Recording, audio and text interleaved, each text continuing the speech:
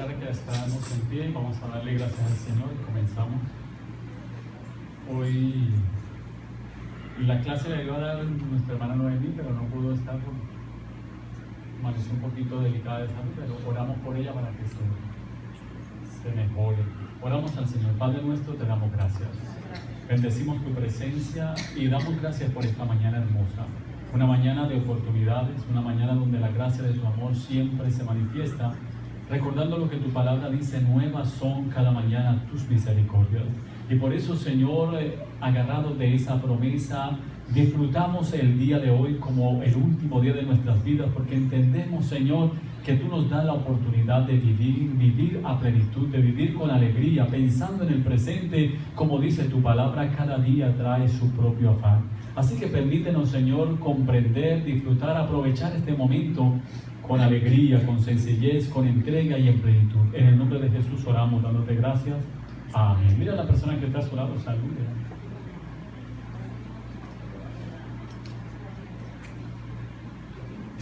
Y comenzamos esta clase que es básicamente el insumo, el que recoge todo lo que se habló durante estos 3 meses del Dios de milagros.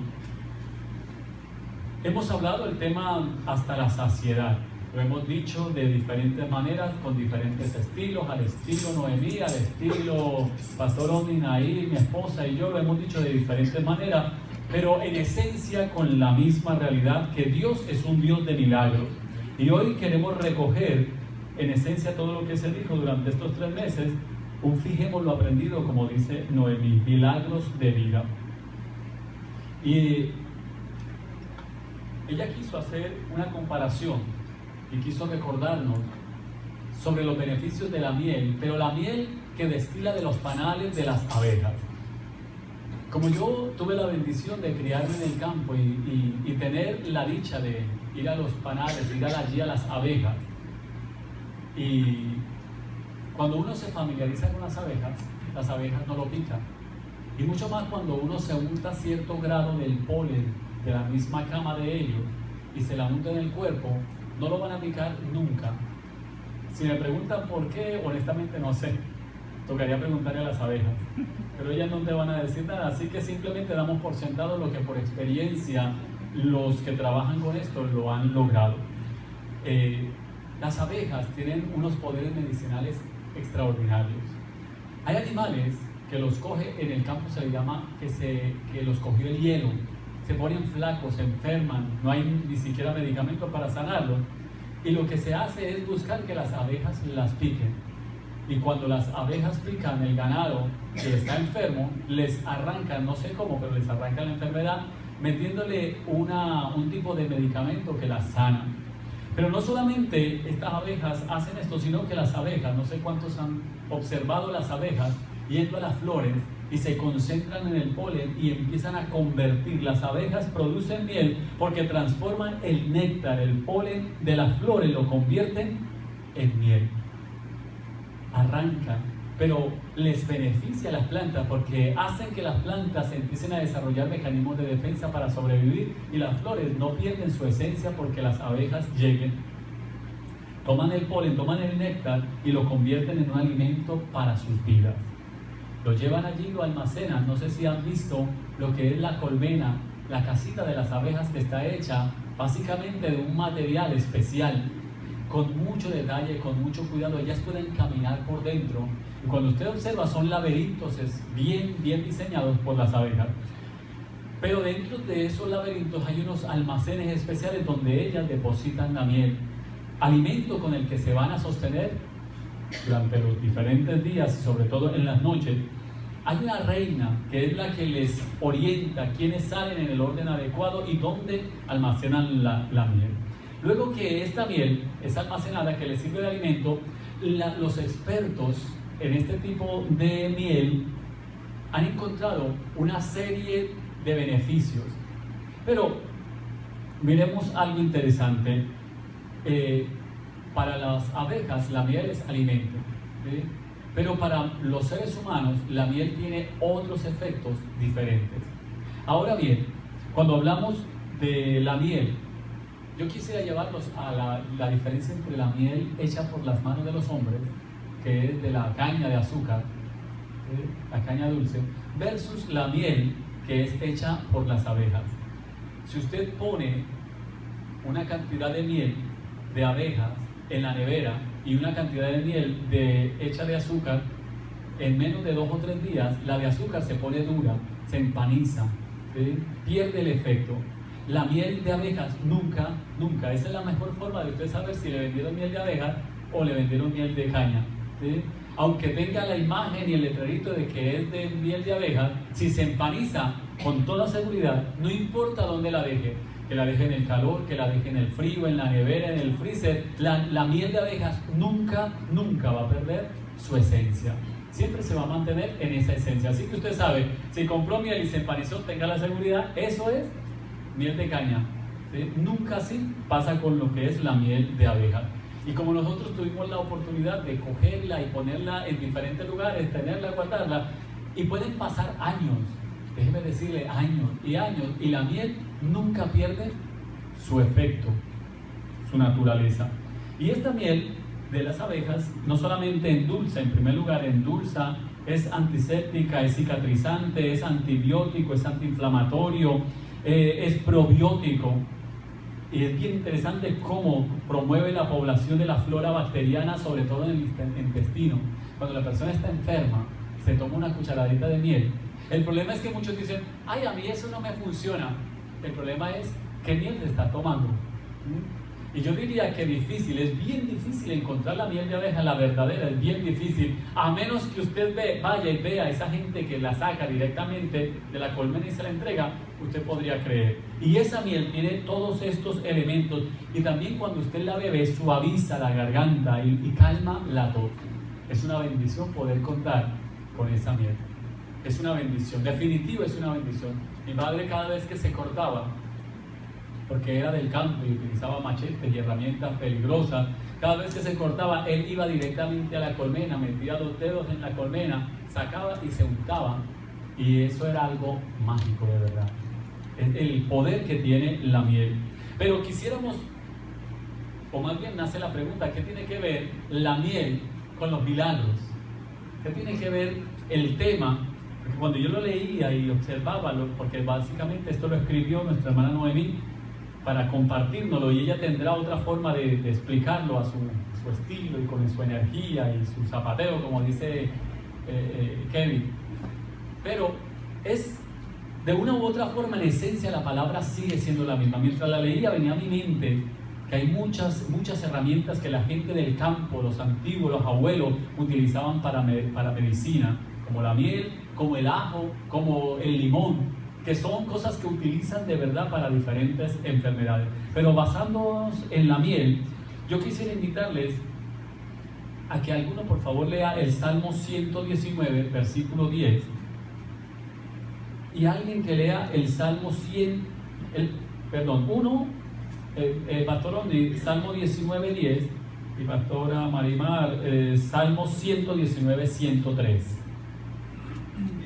19.10 y 119.103. Leemos 19.10 que dice así: Deseables son más que el oro y más que mucho oro afinado, y dulces más que miel y que la que destila del panal.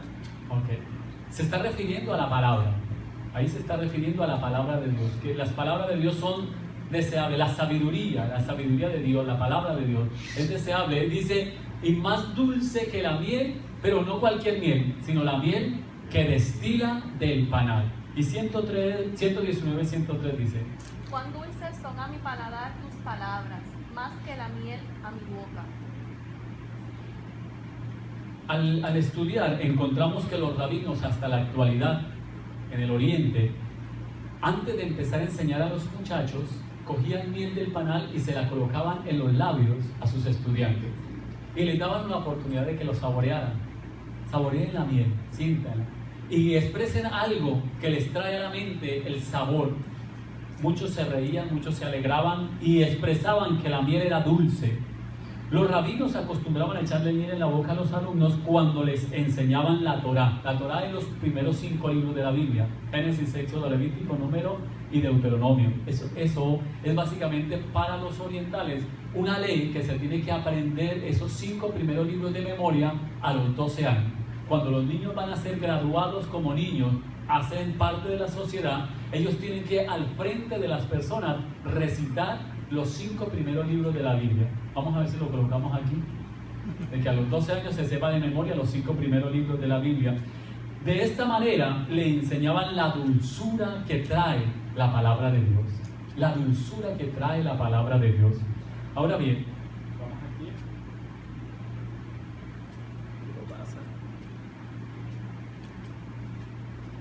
Es, como dice el Salmo 119, 103, es algo dulce al paladar. Y como dice el 19:10, la miel, el dulce que destila del panal. Así que de esta manera le enseñaban la dulzura de la palabra de Dios. Y continuamos. Hay una palabra que utilizó nuestra hermana Noemí que encontró que se llama craving o craving. Intenso deseo por algo. Por ejemplo, Un antojo. eso, exacto. Es como cuando las mujeres embarazadas, yo creo que el mejor ejemplo es ese. A mí nunca me ha pasado. Y no me refiero a mí como persona, sino a mí en el caso con mi esposa.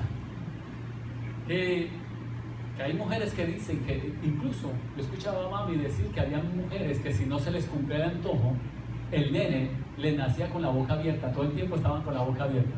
O sea, nos hacían creer que las personas cuando usted las veía así, era porque la mamá no supió el antojo cuando estaba embarazada. Yo no sé si sea verdad, no sé si sea mentira, pero era lo que ella nos decía, que cuando no se cumplía el antojo. Pero el antojo es un deseo profundo, es esa palabra, craving, por un chocolate. ¿Sí? Hay gente que, yo diría sobre todo, en el caso de las personas que les gusta algo en particular, que dejan ese espacio para el postre, ¿sí? Ese deseo, o sea, ese anhelo. Hay un corito que decía, hambre que duele, no sé si lo recuerdan, no sé si de Jesús Adrián, que dice, tengo hambre de ti, hambre, y se está refiriendo a la palabra, que desespera, hambre que desespera, hambre que duele, hambre que de verdad me recoge el estómago. ¿Cuánto sería agradable? Qué bendición tan grande sería que nosotros sintiéramos eso que escribe ahí Noemí, ese craving, ese intenso deseo por la palabra de Dios, ¿sí? Por leer la palabra, por como cuando usted está viendo esas novelas que están y que lo dejan a usted ahí con las ganas de saber qué pasó y usted está loco porque llegue el otro día para que llegue la novela porque usted está con el antojo de saber qué pasó. Que así usted se quede en la Biblia, que cuando usted empieza a leerla, usted se quede con ese antojo de saber qué pasó. Son muchos los escritores, pero realmente hasta pocos, los que tienen ese don de escribir un libro que cuando usted intenta leerlo en una semana, te lo tiene que leer incluso hasta desvelarse porque quiere saber qué continúa diciendo el libro. Así que es lo que ella encuentra. Luego dice, permite el Señor que sintamos ese deseo intenso, ese craving por la palabra de Dios. Permite el Señor que usted y yo tendría como unos 16 años y era un recitar constante. A mí me encantan los proverbios, los salmos, proverbios y Eclesiastés. Me encantan esos libros, pero sobre todo recitarlos de memoria. Tuvimos la dicha de crecer en una iglesia donde nos ponían a competir quién sabía más textos bíblicos y prendían un fósforo y el que lograra decir más textos bíblicos antes de que el fósforo se apagara ganaba un premio. Vamos a ver cuántos aquí se ganan ese premio, de aprendernos, de disfrutar la palabra, de ese deseo de guardárnosla, de aprenderla, de memorizarla. Continuamos. Luego ella coloca unas estampas de desolación que ya se trabajaron aquí, las vamos a leer viéndolas desde el ángulo negativo, desde el ángulo doloroso, y luego vamos a mostrar cómo ya se habló del ángulo positivo. Coloca unas estampas de desolación, o más bien, unos escenarios de dolor. Cambiemos esa palabra estampas de desolación por escenarios dolorosos. En primer lugar, unos padres con el corazón destrozado ante la gravedad de su hija. Imaginemos ese escenario y los que trabajan, por ejemplo, como Rebeca, que está en el hospital, que ve gente llorando constantemente, los que están en los sepelios, los policías que tienen que levantar cadáveres constantemente y ver el caso que pasó estos días en Ciales de una nena de 8 años que recibió balas. Y lo triste de todo es que después caen en cuenta que fueron equivocaciones. Ese constante estar ahí. Yo hablaba con una persona que decía que su trabajo era preparar a los cadáveres, ¿sí? Y dice que cuando recibe cadáveres de personas mayores no le afecta, pero cuando recibe el cadáver de un bebé, de un niño, ¿sí? Es bien doloroso tener que abrirlo y ver a un bebé, a un niño, ¿sí? Y peor aún cuando su muerte fue maltrato, abuso, negligencia, saber que ese niño pudo haber vivido la vida. Pues en este caso son escenarios de dolor, unos padres con el corazón destrozado ante la gravedad de su hija. Segundo lugar, unas hermanas devastadas por el dolor ante la pérdida de un hermano amado, ¿sí? ¿Cuántos han tenido que enterrar a un hermano? ¿Cuántos han tenido que enfrentarse ante la muerte, ante la pérdida de un hijo, ante la enfermedad, en un hospital? Son escenarios de dolor o estampas de desolación. También hay otras que dicen una mujer viuda destruida ante la pérdida de su único hijo. Hoy obviamente siempre va a ser doloroso, pero en el tiempo en que la Biblia lo narra, es que la única no solamente era su hijo, el dolor de ser su hijo, sino también la desesperanza de que era el único que podía representarla. Una mujer podía tener mucho dinero, pero no lo podía mover, no podía tomar decisiones sobre ella a menos que tuviera un hombre en casa. Si no había hombre en casa, no había poder ni autoridad legal para que esta mujer hiciera algún movimiento. Incluso muchas morían de hambre teniendo mucha riqueza porque no tenía un hombre que la representara. Por eso cuando la Biblia habla de viudas que tenían un hijo y ese hijo muere, pues usted puede imaginarse la desolación, la angustia, estampa de desolación o escenarios dolorosos. Unos discípulos desilusionados, frustrados y atemorizados por la pérdida de su Mesías. Todo esto lo narra la Biblia, lo hemos trabajado durante estos 3 meses, pero los temas desarrollados durante el mes, en primer lugar, la resurrección de la hija de Jairo, ¿recuerdan? Eso lo trabajó, me parece que Noemí, la trabajó la pastora Marimar. La resurrección de la hija de Jairo lo pusimos primero como un escenario de doloroso. Un hombre, una familia que su hija está muriendo, pero lo presentamos como el milagro, como un milagro hermoso donde Jesús resucita a la hija de Jairo, la resurrección del hijo de la viuda de Naín, la resurrección de Lázaro, la resurrección del Señor Jesús. Ahora bien, vamos nuevamente a la miel. La miel tiene ese poder curativo, tiene ese poder sanador, tiene esa esencia y esa capacidad y se compara con la palabra. Yo quiero decirles a todos mis hermanos que cuando nosotros llegamos enfermos a la iglesia, cuando nosotros llegamos con situaciones dolorosas y usted empieza a encontrarse con el Dios de la Biblia, con el Dios de la palabra, sobre todo deleitarse en la palabra, deleítate en la palabra. Es una invitación en esta mañana. No se haga indiferente a la palabra. Yo los reto, los invito, los exhorto, les aconsejo a que ustedes hagan la palabra parte de su vida. ¿Sabe una cosa? He estado hablando con varios pastores durante los últimos años, he hablado con varios pastores que cuando van a sacar un mensaje bíblico, antes de pensar en la Biblia, piensan en los libros, piensan en la internet, piensan en muchas cosas. Por último, la Biblia. ¿Sí?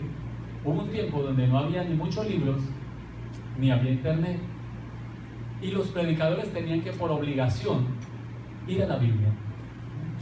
Y cuando nosotros comparamos mensajes como los de Spurgeon, que es uno de los grandes predicadores de la historia, y uno mira y lee, yo les invitaría a que ustedes leyeran un mensaje de Spurgeon, ustedes ven que definitivo es una explicación profunda, es un navegar en la palabra.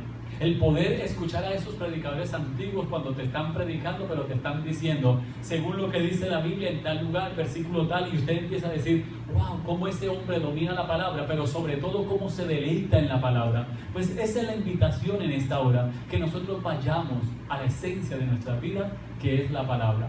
Cada cuanto usted lee la Biblia, no tiene que decirla, pero respóndase a sí mismo. ¿Por qué su vida espiritual quizá está enferma? Le falta la miel. Yo le invitaría, como mi papá cuando se cortaba o cuando se enfermaba, iba directamente al panal. Cerca a la casa habían 2 o 3 panales.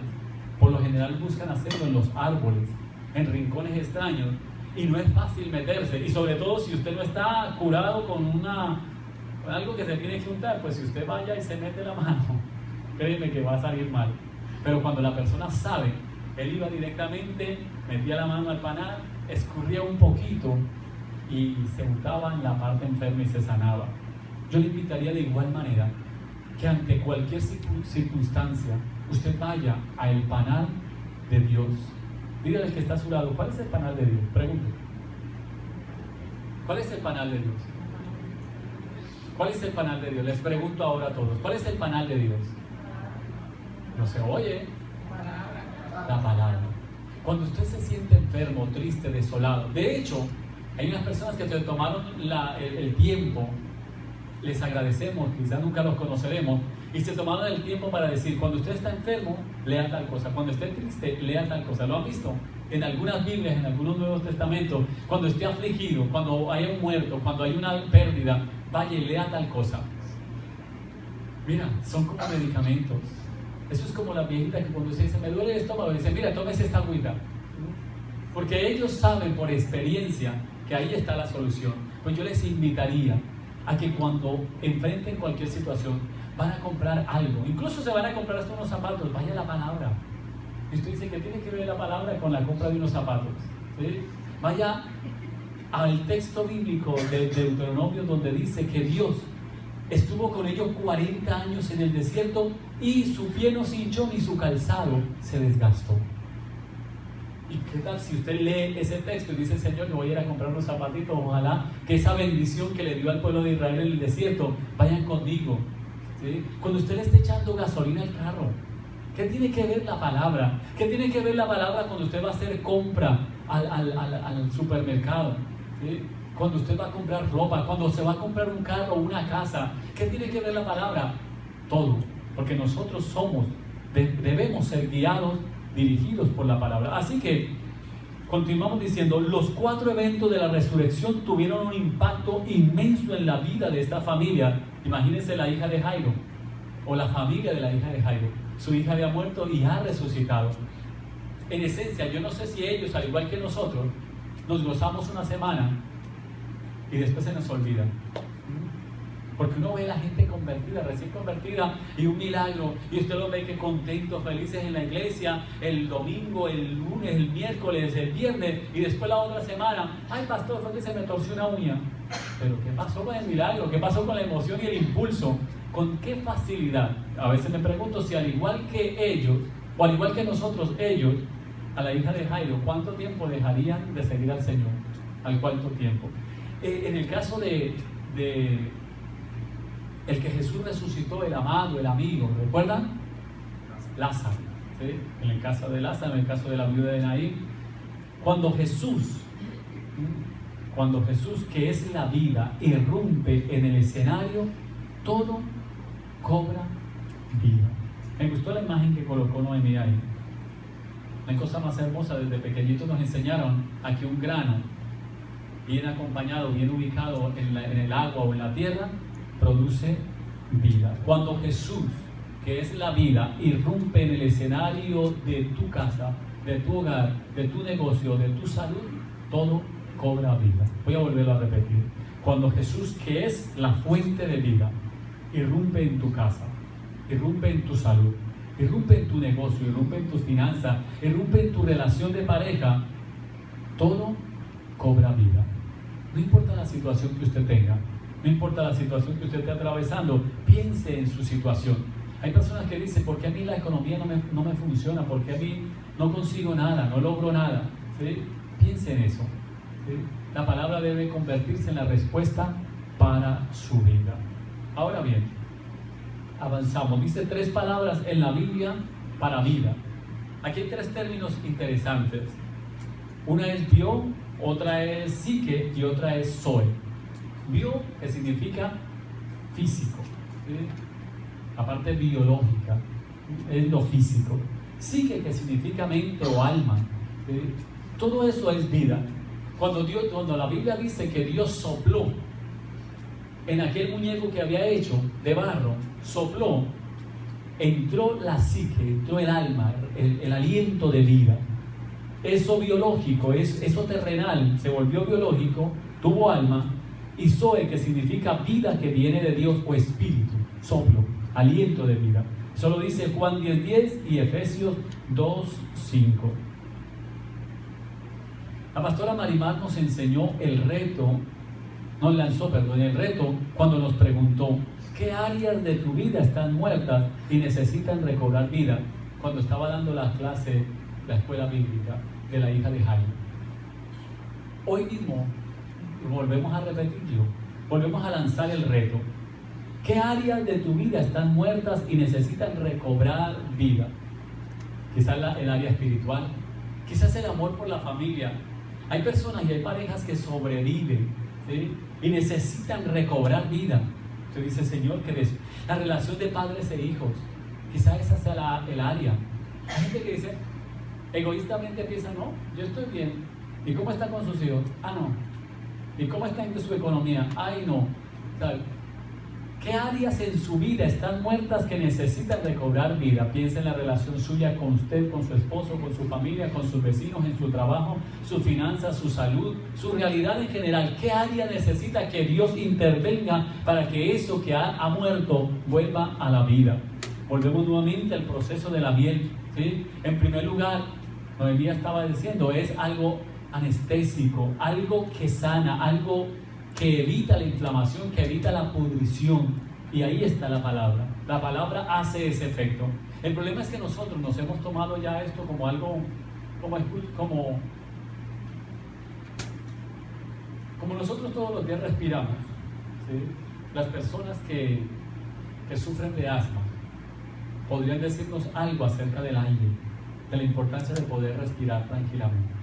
El día que de repente sienten un ataque de asma, que no pueden respirar, podrían darnos como el valor que ellos le darían. A mí me encanta un video de Tony Meléndez, que le preguntan a Tony, no sé quiénes saben quién es Tony Meléndez. Tony Meléndez es un guatemalteco que fue a Estados Unidos, que no tiene brazos, toca la guitarra con los pies, es un cantante cristiano, es un hombre de Dios. Y dice, cuando le preguntan a él por los milagros, obviamente no tiene brazos, y él dice: cuando yo veo una mano que se levanta, cuando yo veo una mano que se extiende, para mí eso es un milagro. ¿Cuántos habían visto esto como un milagro? Levantar la mano, ¿no? Es más, a la gente se le dice levante la mano y dice: ay, otra vez ese pastor, otra vez. ¿Cuántos pueden ejercer sus milagros? Si usted le pregunta a un ciego qué es un milagro para él, cuando la gente expresa lo que ve, lo que observa, eso es un milagro. Y a veces usted vive pidiendo milagros. Dígale que está a su lado: no sea ingrato. Tienes tantos milagros. Puedes levantar tu mano, eso es un milagro. Puedes pararte y caminar, eso es un milagro. Puedes ver a las personas que están a su lado, eso es un milagro. Puedes oler, aunque sea la peste, eso es un milagro. Eso es un milagro. Porque hay gente que no puede oler, hay gente que incluso se quema porque el tacto ha sido dañado y se quema constantemente con cosas. Y que usted pueda quitar la mano a la plancha y no quemarse, eso es un milagro. Y oler que la comida no se queme, eso es un milagro. Saborear y sentir la diferencia entre lo que es bueno y lo que es malo, eso es un milagro. Pero nosotros seguimos pidiendo milagros que nos generen emociones, pero no que nos inviten a pensar. El hecho de que usted haya podido guiar de su casa acá, eso es un milagro. De que usted haya amanecido vivo y que pueda respirar y que se pueda mover por su propia cuenta, eso y tantos milagros que nosotros desconocemos. En segundo lugar, el tiempo del Señor es perfecto. Él nunca llega tarde. Mira, hoy lo que estamos haciendo, o lo que hizo Noemí en esta clase, es básicamente un fijar lo aprendido, es volver a repisar sobre lo pisado. Ya todo lo que estamos diciendo se había dicho. Ella simplemente nos quiso recordar de la forma, en primer lugar, de los milagros de la resurrección. En cuanto a la hija de la viuda, el hijo de la viuda, en cuanto a Lázaro, en cuanto a esos milagros que se hablaron de la hija de Jairo y la resurrección de Jesús, que fueron milagros de los que se contaron. El tiempo del Señor es perfecto, Él nunca llega tarde. Eso se habló acerca de la diferencia entre el Kairos y el Cronos. ¿Lo recuerdan, verdad? Se ha hablado hasta la saciedad tanta bendita palabra buena, que si usted hiciera esa palabra suya, toque el que está a su lado y dice, ¿qué tal si hacemos la palabra nuestra? Les invito. Hagamos la palabra nuestra y nuestra vida cambiará. Cuando nos alineamos a la voluntad de Dios, entramos en el Kairos, en el tiempo de Dios. ¿Sí? Les contaba el miércoles pasado, los que vinieron el miércoles pasado, acerca del hombre que se subió a la cruz, ¿lo recuerdan? ¿Sí? E hizo las cosas a su tiempo y todo lo echó a perder. Miren, no hay cosa más hermosa que vivir en el tiempo de Dios. Que si usted logró algo, que si usted compró algo, que si usted alcanzó algo, sea porque es en el tiempo de Dios, y eso es bueno y perfecto. Así que continuamos. Dice, el poder de la declaración profética también se habló aquí. Dijo el joven, a ti te digo levántate, que esa fue la declaración profética que predicó la pastora Marimar. A ti te digo, niña, a ti te digo levántate. Y yo le diría en esta mañana, levántate en el nombre de Jesús. Pero también Jesús no está ajeno a nuestro dolor y sufrimiento. La pastora Nair nos mostró cómo Jesús fue empático con el dolor humano. Escuche eso, empático con el dolor humano. El Señor no se hace loco cuando tú sufres. El Señor empatiza tu realidad. Describió la resurrección del hijo de la viuda de Naín como un milagro de misericordia. Compasión y misericordia es la palabra de Dios. En cuarto lugar, nuevamente, todo es la miel. La miel tiene ese efecto tonificante, es la palabra, es la palabra. La resurrección del Señor es la esencia del cristianismo, como nos enseñaba la pastora Marimar. La resurrección es el milagro más grande de la historia de la humanidad. ¿Y por qué? Porque si Cristo no hubiese resucitado, nosotros no estaríamos aquí, no habría razón de la predicación. La religión cristiana no tendría esencia. ¿Sí? Por eso es que las otras religiones no tienen tanto poder, porque sus directores, sus creadores, sus fundadores murieron y ahí se quedaron en la tumba. Todavía están en la tumba, pero Cristo, cuando usted va a la tumba de Cristo, está vacía. Los que murieron resucitaron y volvieron a morir, pero la resurrección del Señor tuvo trascendencia eterna. A través de la resurrección de nuestro Señor Jesucristo, el poder y el dominio que tenía la muerte fue eternamente abolido. Eso es hermoso. Cuando nuestros cuerpos mortales hayan sido transformados, eso dice 1 Corintios 15, 54. Cuando nuestros cuerpos mortales hayan sido transformados en cuerpos que nunca morirán, se cumplirá la siguiente escritura: la muerte ha sido devorada por la victoria. Hermoso texto. Isaías 25:8, Él devorará la muerte para siempre. Pero mire lo que dice aquí. El apóstol Pablo utilizó un tono triunfalista cuando le preguntó a la muerte sobre su poder. ¿Cuántos recuerdan ese texto? El apóstol Pablo le dice a la muerte: ¿dónde está, oh muerte, tu aguijón? ¿Y dónde, sepulcro, tu victoria?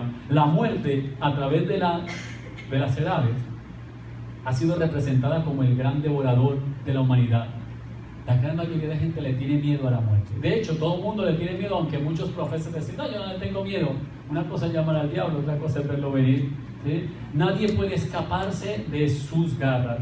Es dolorosa, daña y aflige. La resurrección del Señor Jesucristo fue la estocada final al reino de la muerte. Escucha esto.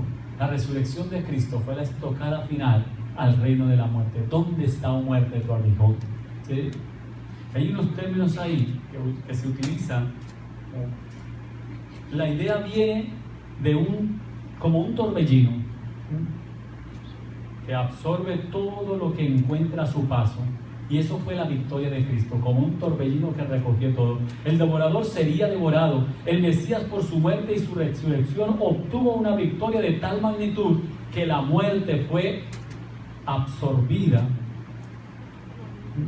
y abolida, y se quedó sin poder. Nosotros en Cristo, mi gente, nosotros en Cristo tenemos la victoria. Pero no actuamos como un pueblo victorioso, como que usted mira la cara del que está sola y dice, yo creo que usted está derrotado. Con esa cara que tiene, pero cuando nosotros entendemos lo que Cristo hizo por nosotros, ese es el Dios de milagros. Se habló durante este trimestre al Dios de los milagros, a quien damos toda la gloria. Y esta iglesia profesa, predica, enseña y adora al Dios de los milagros. Que Dios nos bendiga y agradecemos a nuestra hermana Noemí por esa preciosa palabra.